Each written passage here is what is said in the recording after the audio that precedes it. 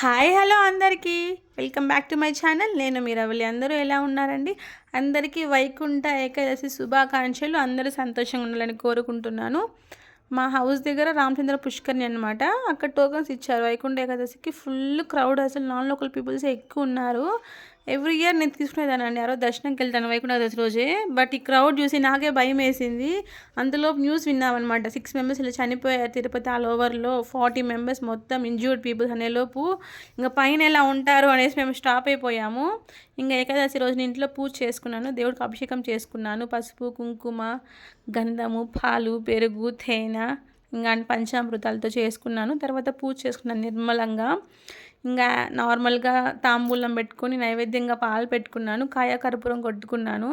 యాక్చువల్గా ఎందుకు తిరుమలలో ఈరోజు వైకుంఠ ద్వారం ఉంటుంది కదా, ఉత్తర దర్శనం, దానికోసం అనమాట. వెనకాల డెకరేషన్ సూపర్గా ఉంటుంది. ఎవ్రీ ఇయర్ వెళ్ళి చూస్తాం కాబట్టి, అంటే దేవుని ఒక చుట్టేస్తాం మనం, అదొక బాగుంటుంది అనమాట. దేవుని చుట్టుకొస్తాం, ఒక ఫీల్ ఉంటుంది మనకు. నార్మల్గా ముందే వెళ్ళి చూసేస్తాం కదా, ముందరిని చూసి వచ్చేస్తాము, బ్యాక్ సైడ్ వెళ్ళము. ఉత్తర దర్శనం అంటే వెనకాలకి వెళ్ళి చూసి వస్తాము.